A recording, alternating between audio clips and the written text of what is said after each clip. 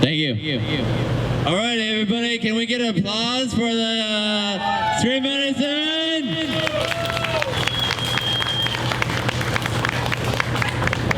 Alrighty, y'all. I am going to turn it over to amazing musician and moderator of this panel, Elmo Ramos.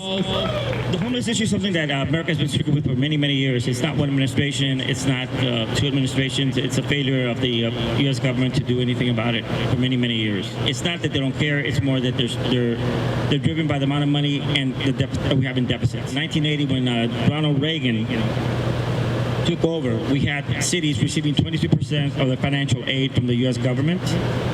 And Ronald Reagan's effort to download government, it went, by the end of his term, it went down to 5% of the financial responsibility came from the U.S. government to cities. That forced the cities to decide where are we going to spend our money at. Are we going to spend it on fire protection, police protection, job growth, city growth? And they decided to spend it on social programs, to delete social programs, which led to by the end of his term, we had more homeless people in America than we ever had before. But he's not the only one to blame. There's a lot of things to blame. But it was the start of the homeless issue we have today. And we have here today some people who are part of the people doing something about it. The very few. The fact of the matter is just getting the word out is more important.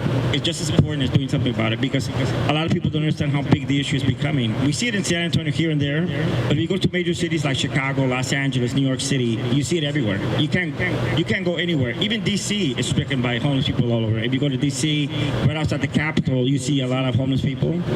And it's more than just seeing people like an eyesore. It's much more than that. These are real people. These are people that could be your family. These are people that could be your sons and daughters. So we don't know. And so thanks to these people who have done something about it, I'm really excited for this documentary to come out. It is every solution, it started with awareness. And that's what these people have done, what this documentary has done.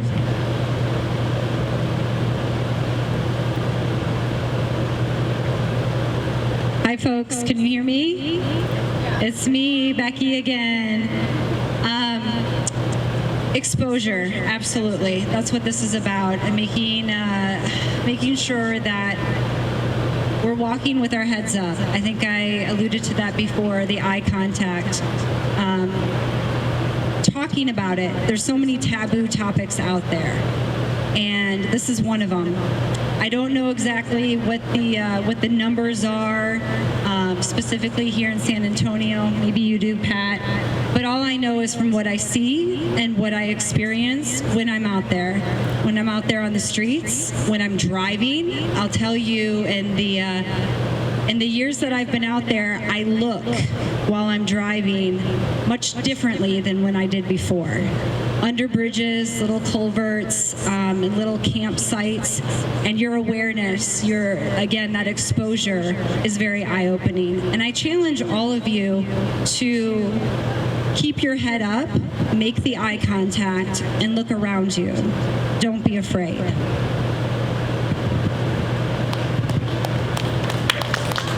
Yeah, as far as numbers that Becky alluded to, the last point in time count in San Antonio, we had about 3,400 folks on any given night living without shelter, and about a little over half of those would sleep in a shelter, mainly Haven for Hope. The rest of them would rough sleep on the street. So that's just kind of a rough picture of what homelessness looks like from a numbers perspective in San Antonio. In, for example, LA, there's over 50,000 people sleeping unsheltered every night. So we're fortunate that we're not California in that respect. I was asked to address a couple questions that Robert gave me. The first one that he gave me, and first of all, I'd really like to say thanks to Robert Baylor and Monty for their interest in putting this together, coming out on the street with us. I had no idea what they were going to put together. They just came out and filmed some stuff, and really amazing project they put together. Very professionally done. Very happy with the way they were able to put together the story of street medicine. But Robert had asked me to speak to why I do this and what my motivations are. So for me personally, and for several of our founding members, it comes from a place of faith. So for me as a Christian, we're told to love each other as Jesus loved us. So our governing nonprofit organization is called Imago Dei Parvis. So that translates in Latin to the image of God on the streets. So we believe we're all children of God, created in God's image, and we should treat each other accordingly. So that's where my motivation comes from. But to be clear, we are not an exclusively Christian organization. We welcome all faiths. We serve alongside people from many faith walks. I do think that no matter what your faith walk is, I would encourage everyone to look around and see what your talents are, what your interests are, and then how can you apply that to a need in your community. And if we do that, our communities are going to be better for it. And maybe more importantly, we all as people are going to be better for it, because service and community are huge factors in living a life that's fulfilling for each of us.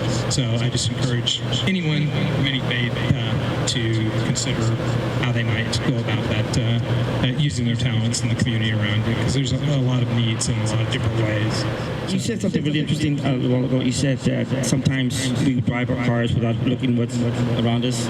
We don't look. We're so busy with our own lives and what we're going to do that we forget about what the people are standing. Other than giving money, what are some of the things that I think the average citizen can do to help the homeless community? Basic acknowledgement, looking them in the eyes, a smile. I know that for myself, what I do when I'm not out in the streets, but getting the cases of water from Costco, I want to say it's like less than $4 for a big old case of that. The big, like 40-pound bags of dog food. And then while you're at the corner, just handing it out. It's not very expensive. It just takes a little bit of time, and it's greatly appreciated. And again, it's a way to bridge community. Animals, everyone loves animals, and it bonds us together.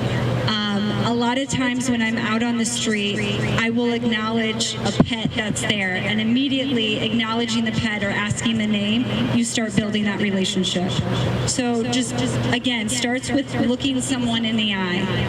I think everyone knows that. Giving the acknowledgement, a little handshake. I understand, because I experience it myself, when I'm at a stop sign or a stoplight and you look, you think, oh gosh, they're going to come over and they're just going to knock and they're not going to go away. Sometimes, but more times than not, they're not going to pester and badger you. They're going to be respectful.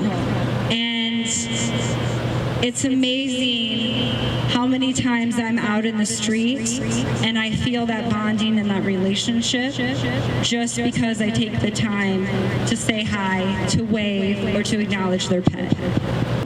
Robert, being a producer, and what was the inspiration to be able to put this documentary together and collect these people you did tonight and make it happen?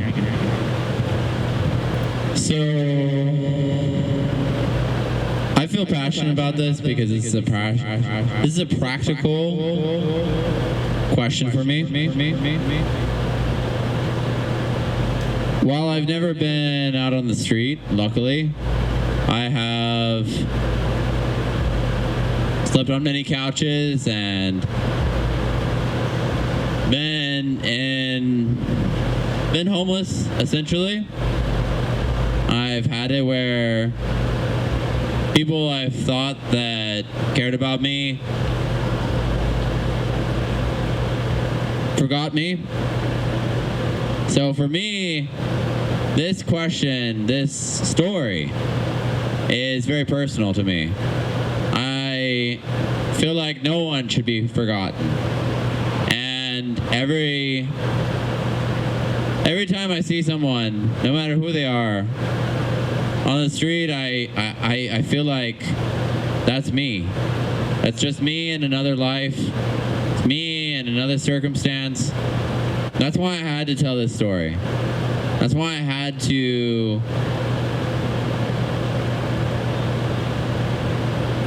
do what I do, I feel like.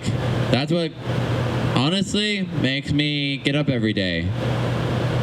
Because there's so many people out in the world that are hurting, that have a private hurt, that you may not know are hurting, but they are. And I want to tell the stories of the common people. The people that don't get a voice, that don't get to go to Hollywood, that don't have their day oftentimes.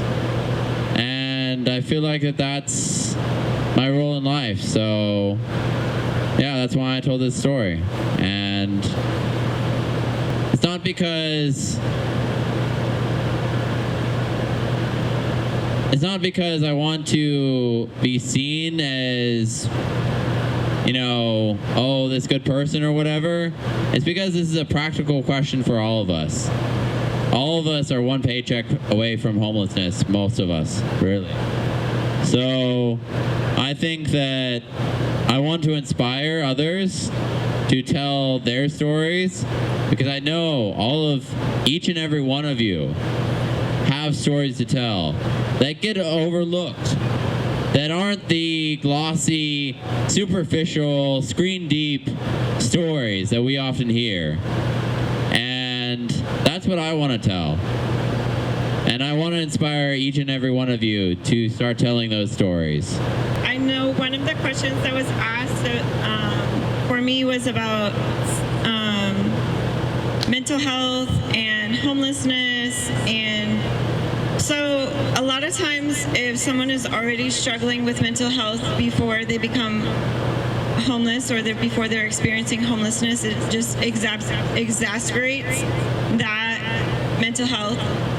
So let's say you have anxiety or depression, maybe bipolar or schizophrenia, and then all of a sudden you're without housing, you're without food, without money, you're also without connection, because oftentimes when you become homeless, you lose connection. You lose connection with family, you lose connection with friends, and one of the things that I said in the beginning is that connection and community is super important. Last year, for me, it was a really hard year personally, and I struggled a lot with anxiety. I'm a business owner.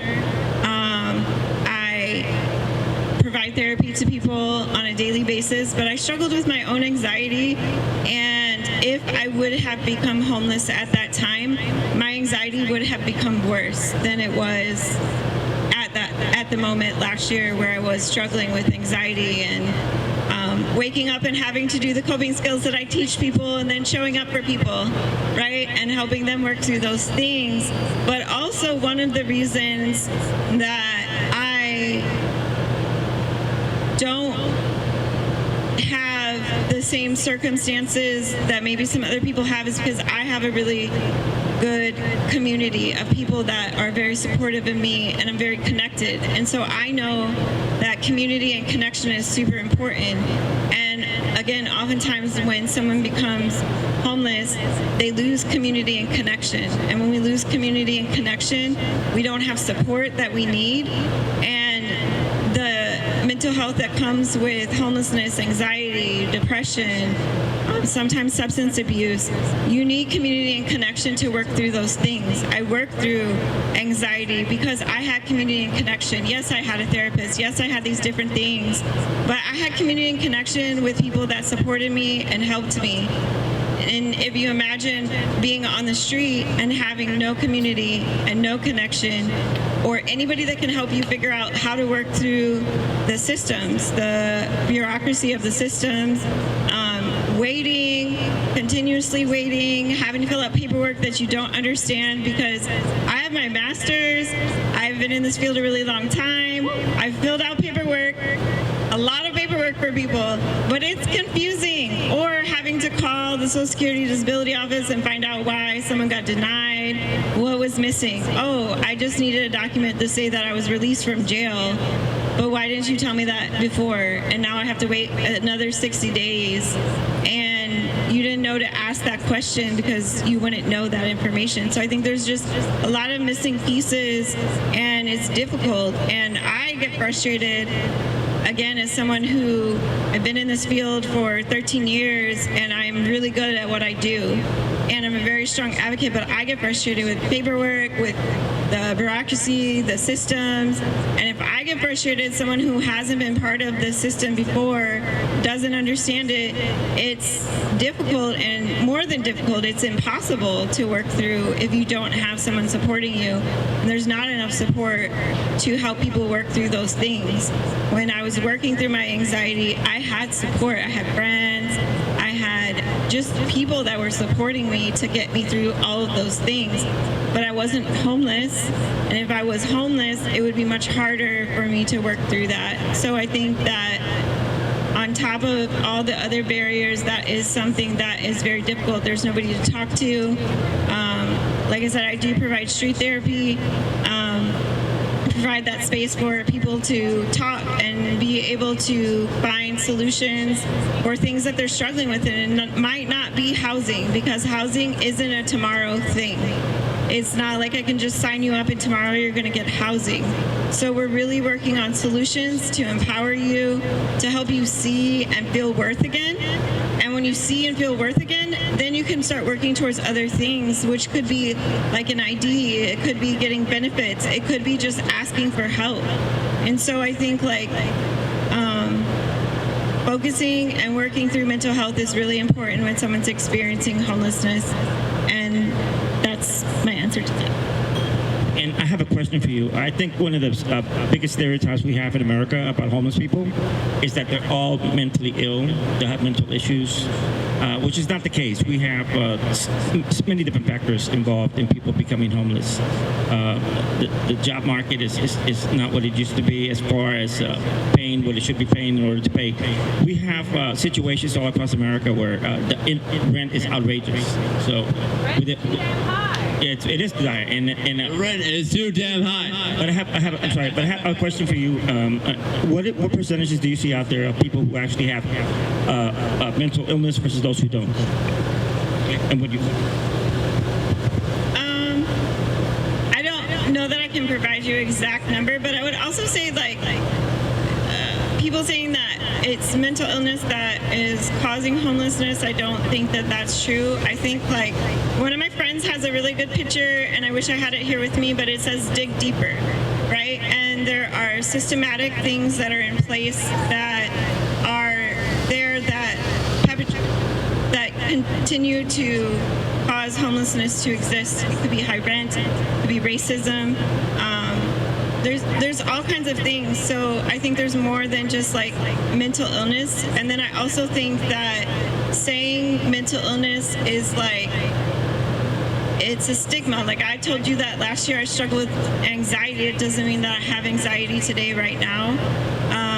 And that if I was experiencing homelessness, I would be experiencing some type of anxiety. I would also feel depression and feel a lot of other things. And I think that saying or being oh, it's just because of mental illness, I think that that's not something that we should think is the only reason. And also that we shouldn't be turned off by that. And I think that people need help. And I also think that professionals have a hard time thinking that I'm going to be able to help you get out of this situation, because I provide mental health therapy in an office to other people who are housed. And I think sometimes professionals think it might be too hard to provide therapy or services on the street because there's not a lot of hope. You already know that the system is broken and messed up, so you're not trying to get involved because it might take too much work. Or it also might just be very difficult, and it's just not something that you're willing to pursue or advocate for. But I think when we step back and say I would want someone to advocate for me. I would want someone to stand up for me. So we might get tired because our daily, like I said, I serve in my office all the time, provide mental health services, see a lot of people, and I get tired. But I also recognize there's other needs in the community, and we have to figure out solutions for those things too, because we're going to continue to have severe mental illness or mental illness be something that continues to happen because we're not providing care to each other, we're not connecting, we're not communicating, we're not being a community. And everybody that we work with, that I saw in that video, I was telling my friend that I was tearing up at different times because like I know those people.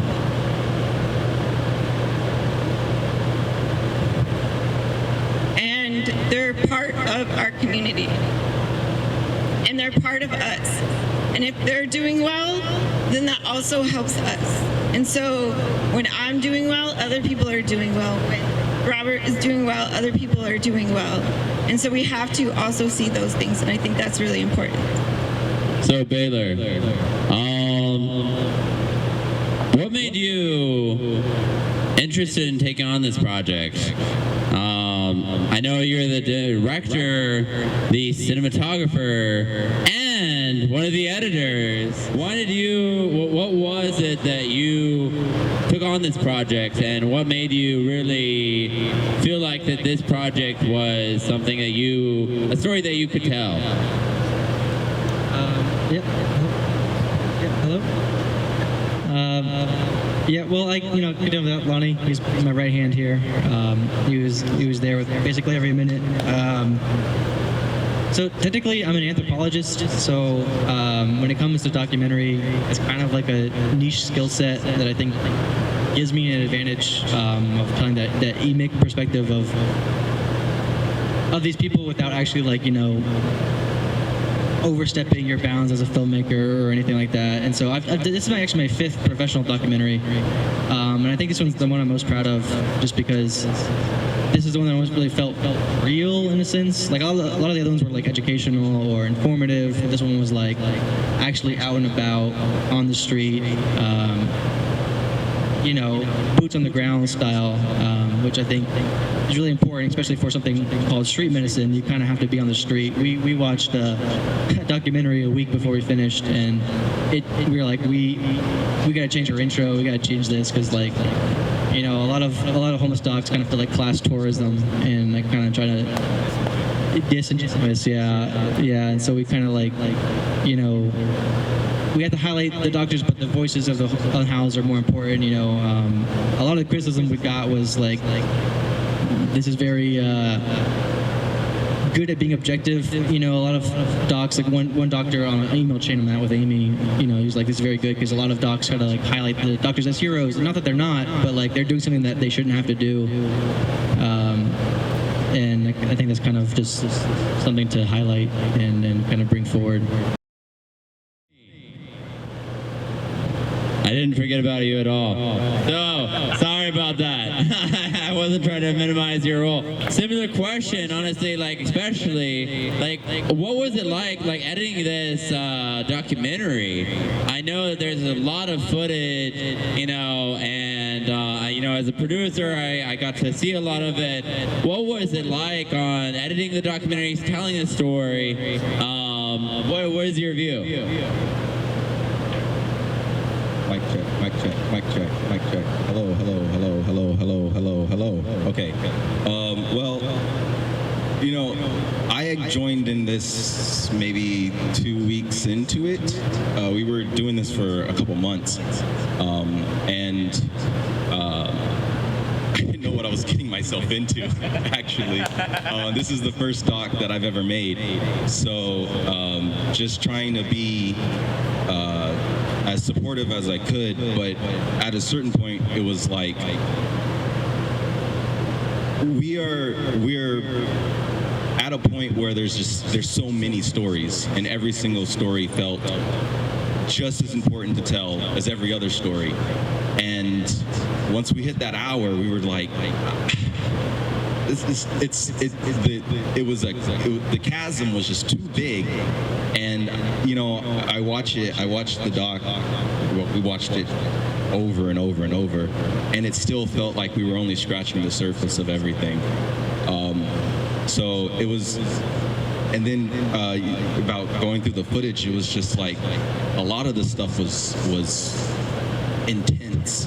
It was an intense experience, and then not even going through the footage, just the stuff that we couldn't shoot, the stuff that was just. Man, it was a lot there, and it was a very eye-opening and sombering experience to see some of these lives that fundamentally could have been mine at almost any point in my time. So when we were making this, it was like, how do we reach out and touch as many stories as we possibly can in a sincere manner? Because like Baylor was saying, we went and watched another one. It felt so disingenuous. Some of the audience members left saying that, oh, these people don't actually care about the people that they were filming. And that really, that was a very eye-opening experience to go like, well, you just sat and watched 90 minutes of a doc, and your takeaway was that the people who made it don't even care about the people who were shooting. So when we were sitting there and we were listening to these stories just over and over and over, trying to see how we can parse these bits out to make it cohesive, it was. Yeah, that was rough. And it was rough. And then because we filmed the doctor on my far end, his interview kind of last. We had a lot of really important stories, but they were just so like there's a lot of help out there, but it's so disjointed that it was like, how do we even form a story? So having like a truly cohesive story was very, I thought it was difficult to manage. I'm glad that it came out the way that it did, but it felt, there was a lot of stuff that was like, man, I really wish we had more time to dive into all of these other issues that were happening and stuff that we just couldn't even show.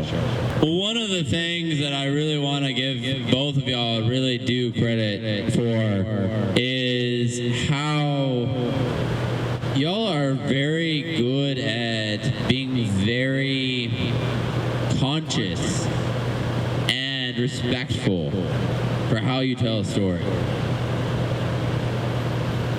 And I really want to appreciate that, because oftentimes, we live in an age of sensationalism. We live in an age of superficial clickbait and everything else like that. And I think that as storytellers, I think we should aspire higher. So thank you. Thank you for aspiring higher and telling a story that is real.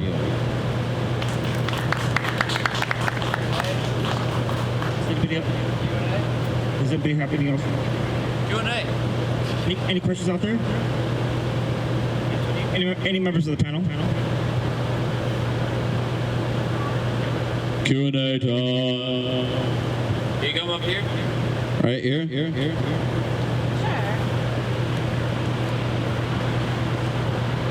I just wanted to say thank you for everybody that was involved in making the film. I cried a few times. It was heartbreaking and heartwarming at the same time. But I guess the question that I wanted to ask specifically to y'all two that worked on the film is what was one of the things that you, or like the biggest thing that you learned through this process that you had no idea about before, like the most eye-opening thing for you? Because there's a few things for me, but I know that you guys spend a lot more time on it, so I'd be interested in hearing that. Thank you.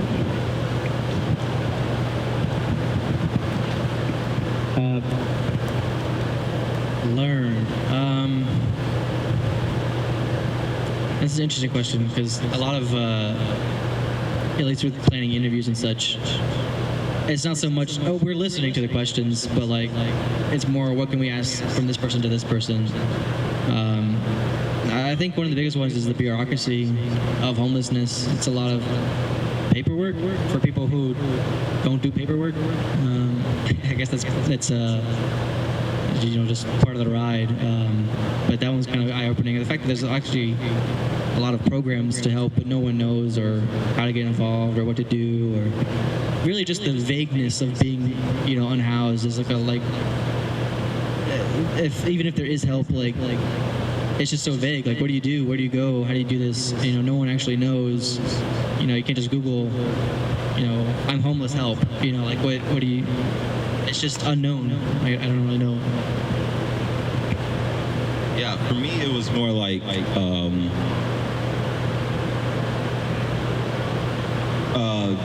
not learned, but more so started to notice when we were driving, just headed places, we could see camps in areas that I've been around for the last 6 years and never there's places in the malls that I would go to that I just walked in and then shooting there and filming there and then being at the same spot that I was there in high school and then seeing the same places. It opened my eyes in a way that I can't unsee now. So when I'm just driving to work or going to walk, the one guy said that his brother passed behind a Walkburger, and it's not that it left I don't want to say sour taste in my mouth, but that's something that's always in my head now. That's something that I can't unhear. There's things that I can't unsee. So it was more, not necessarily, I don't know if I guess we all have a generalized understanding of what we think homelessness might look like. But being there and seeing it, that was a level of depth that I wasn't prepared for, I guess, that I didn't know was something that I would be able to experience.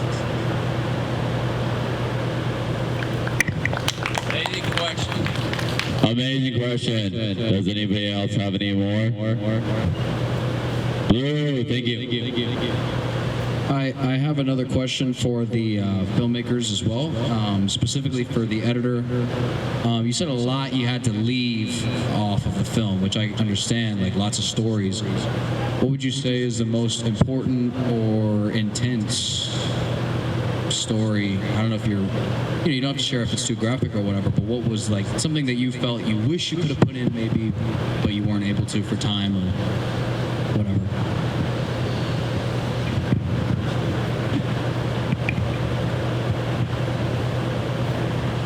Yeah, just the level of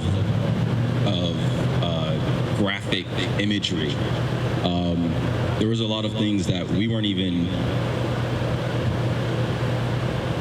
able to film because of how intense and graphic some of the visuals were. So, but even in the stuff that we didn't film, one of the things that actually really stuck out to me that I really wish we could have was there was a man and he basically was like, my kids are doing all right, and they're living their life and they're having the best go at it. And it just felt the loneliness that these people feel on a regular basis was traumatizing, a bad way to put it, but I don't know how we could have conveyed loneliness that much or any more than what we did, but I wish we could have conveyed the intense isolation that a lot of these people feel on a regular basis. We're in the modern age, we're very connected as people, but just being outside of that, existing inside of the civilization and then feeling isolated from that, it's just, I don't know how I could have conveyed that anymore. But I don't feel like we did a good enough job at it.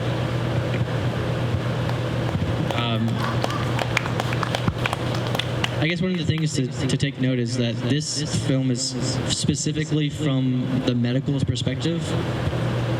So like, even just the grand scale of homelessness, we're only looking at this from one angle. You know, there's the social, there's the governmental, there's the educational. We're only looking at this from one angle, and so like that's what you're saying. We barely scratch the surface of like this behemoth, and we're just knocking on the door, basically looking over the void, but there's so much deeper that we could have gone that we didn't technically film, but like there's a deeper story here, about America and about economics, and that we just quite literally can't tell because it's too much to tell.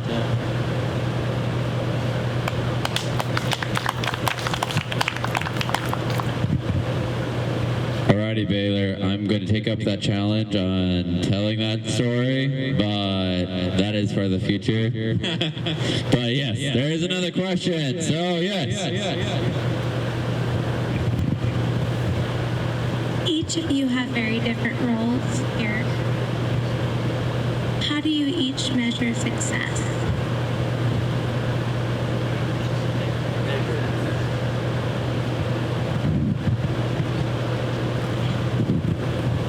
How do we measure success? I think that's really individual. So some people say like, hey, are you eradicating the need for medical care for homeless folks in the city? I don't think that that's really what we're about. Though I would say I am a little happy to hear on the latest survey for the Pig Count, medical care has dropped out of the top 5 needs for people when they're asked on the street, hey, what do you need?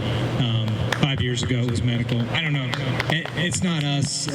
There's a lot of people out there doing work, but it's just good to hear that maybe is not as acute need as it used to be. For me, I think the most important thing is that, and I think Amy talked about this in the film, is that we're just going out and showing love and compassion.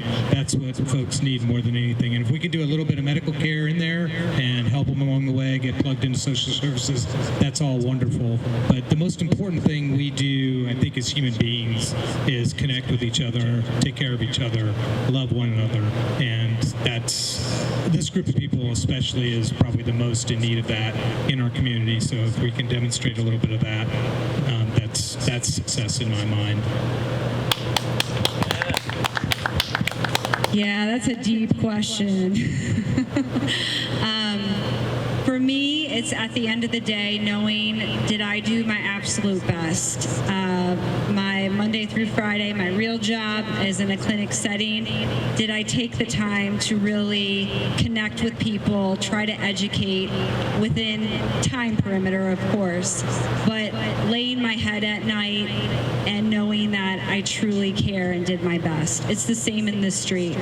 There are days in which your heart is a little bit heavier because you wish you could have done more. You wish that you could be out in the street the next day and you could follow up, but you can't. And you have a family, you have a job to take care of. You're hoping that they're going to do okay, but you wonder because a street team member may go out there maybe same week, maybe next week, and that individual's not there.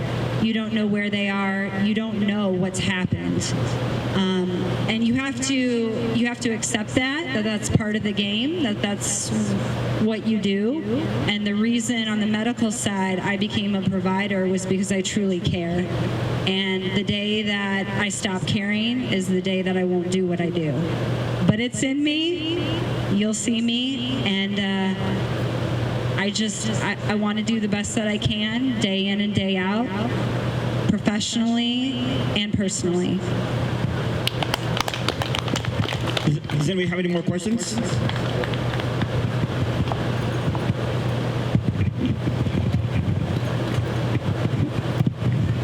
Thanks Thanks, folks. You have made some excellent comments about the paperwork issues that are really not accessible to the folks that are out there.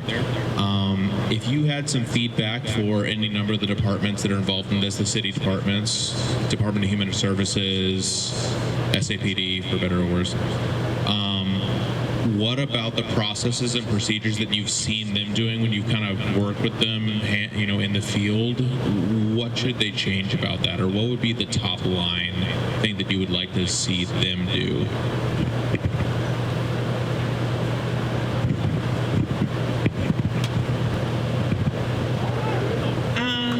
So there is a lot of paperwork, and I think that people recognizing that people need more assistance than telling them, like, just go here, and recognizing that you might need to walk through the paperwork with someone. They're not going to tell you that I can't read or I don't understand this, because they already have a lot of shame.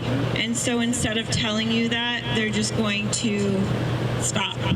Or actively listening, which is like, a therapy word because I'm a therapist, but I'll tell you that I had a client that I worked with. It's been more than 2 years, and it was through street medicine. He had schizophrenia. He was on the street downtown. He was up for housing, for permanent supportive housing. He had been on the street for more than a year, like I think 5 years. So he was going to get housing that was permanent. And another organization came out and saw him. I wasn't there that day. And he said he didn't want housing. And I was like, what? He does want housing. He told me he wants housing. So I went and talked to him. And then we met again with that organization.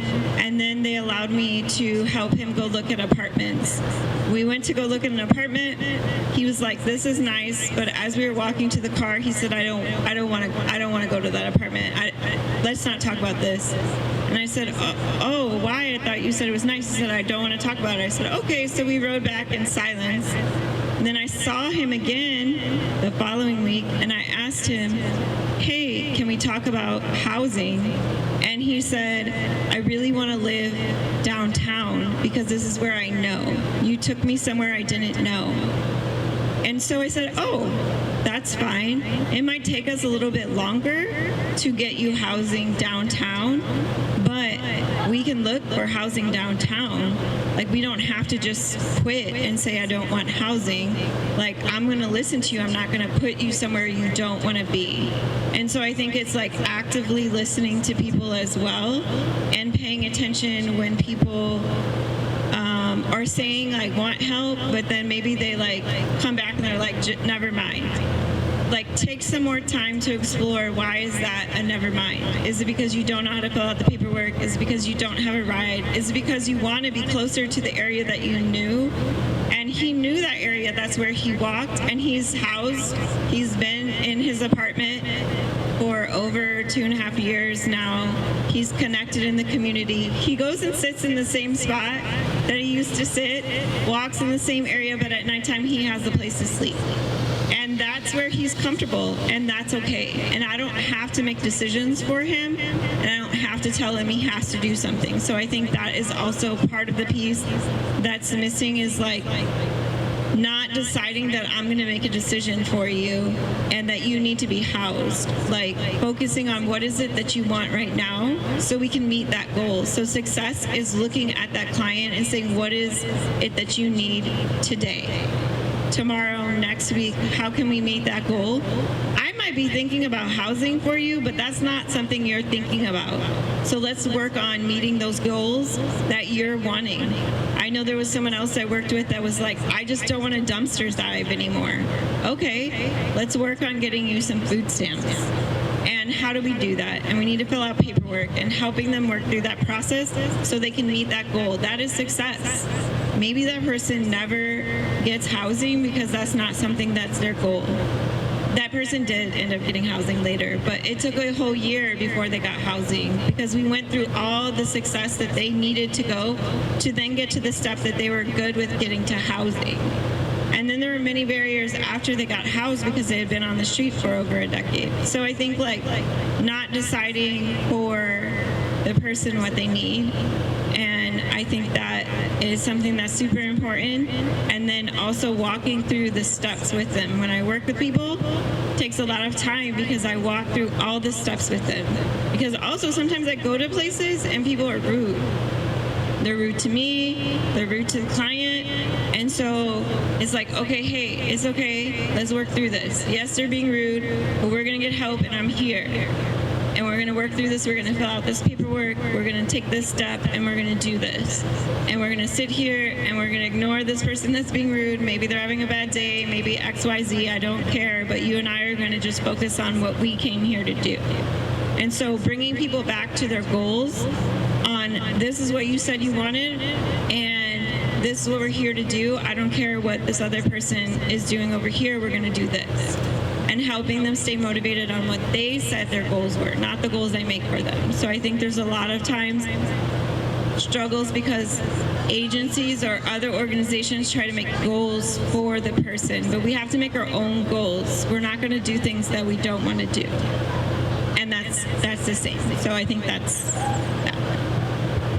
Amen. You know, one of the things I have to say about Tiffany is that she is one of the most patient people and just the most, loving person. Like, honestly, like I can just feel that, honestly. And I feel like that, honestly, oftentimes as we're kind of encouraged to see people, as I've said before, as a statistic, as a number, and I don't think that Tiffany sees that, and I think that's an uncommon trait. And so I just want to thank you again for your work, Tiffany, because it's important. Do we have any more questions? There's one more question, but I have one quick question. So what are the organizations that people can donate to that will help your causes?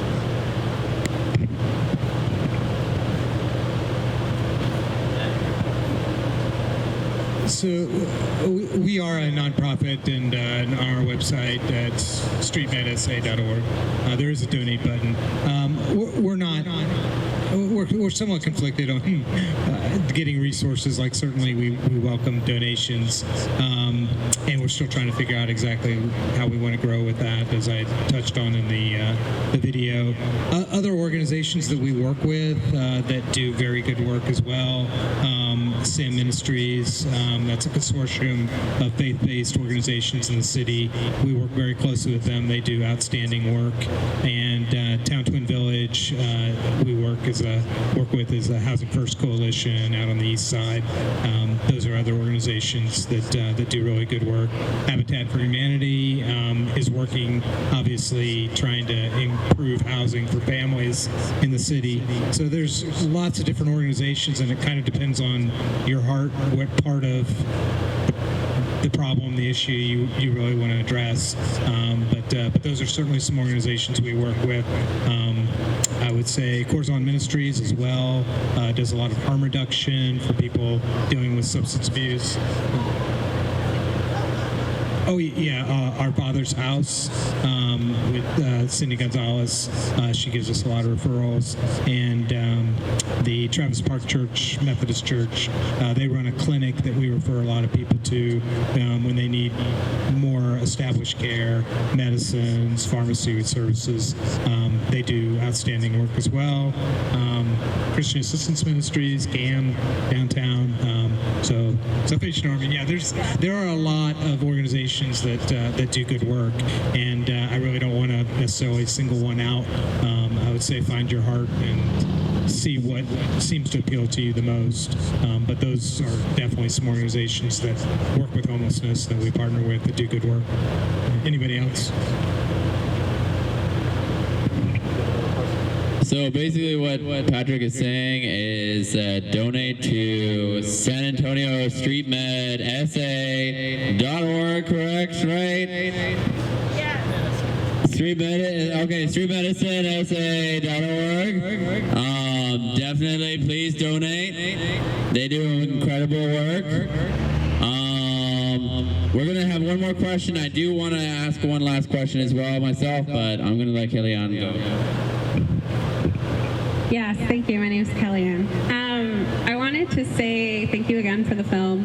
I know that you were under like time constraints, and maybe there were a lot of stories you couldn't share, but I would like to say that I think humanizing the people whose stories that you did share is one thing that the film did do, and also highlighting the gaps of healthcare and access to healthcare in America.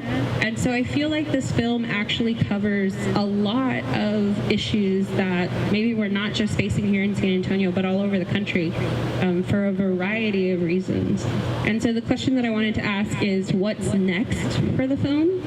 What plans do you have for the film? Because I really strongly believe that this film needs to be shared, that the story that it's telling is a story that is happening all across America all of the time, but it's specifically also because of the humanizing aspect that your film had. So yeah, my question is like, what's next? And how can we help in that too? Well, as the producer of this documentary, you can share it with your friends. You can invite your friends out to every showing and screening that I text you about, because that's what I'm probably going to do. You can, donate to streetmedicine.org. But yeah.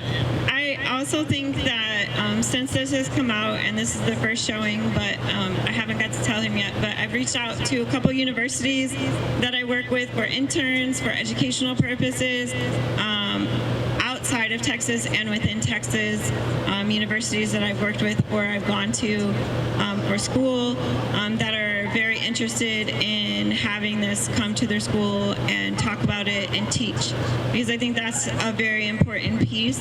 I'm only one individual. The rest of my team were only individuals. We can make a great impact here, but we can make a larger impact by using this for educational purposes to teach other people to also learn these skills to be able to do this as well, and to also think outside of the box. We don't always have to do things like we learned in school. I didn't learn how to do street therapy in school, and I thought outside the box, and I used that skill, and I don't think that other people learn street medicine in school. I think it's being taught now here in San Antonio at the schools, and I think if we continue to educate, think outside the box, that's something that would be very helpful for using this video for.